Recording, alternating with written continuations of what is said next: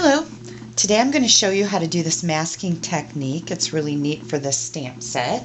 We'll be using the By the Tide stamp set. It's new in the Spring Mini catalog.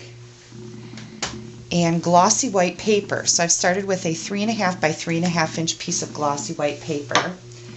And I'm going to bring in kind of what looks like coral and just stamp it to the side here a little bit. It's hard to see, so just bear with me. And then I'll put the seashell down here and my words. I want to make sure those are right side up.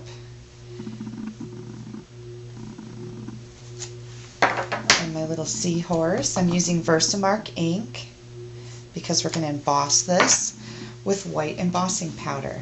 And then my big fish right at the top. Okay, I'm going to take a scrap of paper, move this out of the way, and pour white embossing powder on my stamped images. I like using paper because you can just throw it away when you're done. It's quick and easy. Get it out of the way. And then we're going to hit this with the heat tool. There we go. I think I have it all done. I don't know if you can see that on the camera, but once we get the ink on here, we will be able to. Okay, here's my sponges, and I know they look kind of beat up, but I've got Marina Mist on here, Crumb Cake, and Soft Suede, so I know that these are the ones that go in those colors. So for my template, all I did was take a piece of typing weight paper, this is my copy paper, and I made it the size of a card front. And then I just took my scissors and cut it in wavy shapes. So that's what I started out with. So the first thing I'm going to do, and then I kind of numbered these. Number 1 is in soft suede on the bottom. So I'm going to take my piece and hold it in place. And we're going to sponge some soft suede ink onto it.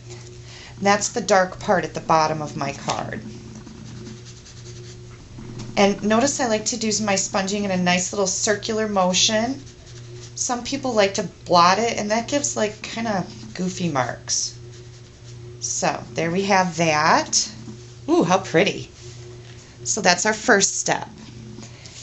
And then our second step, I've got number 2, Crumb Cake. So we're going to bring in our crumb cake.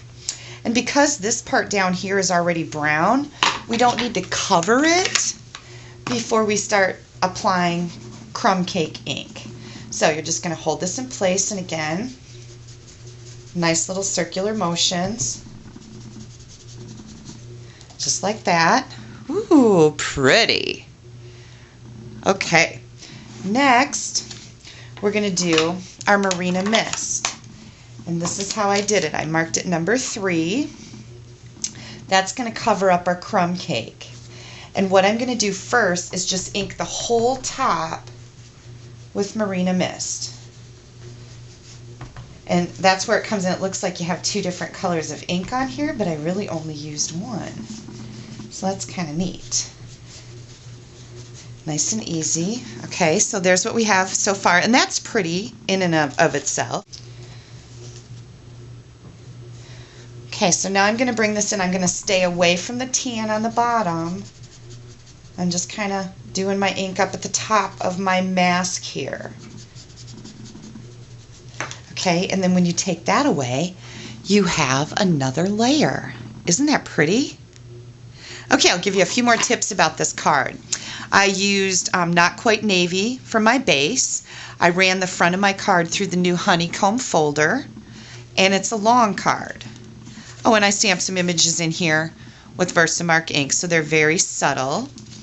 I stamped and embossed the Get Well Soon, and then I also used our new natural trim ribbon, and I just took that a little piece and folded it in half like that and tucked it right under my little greeting here.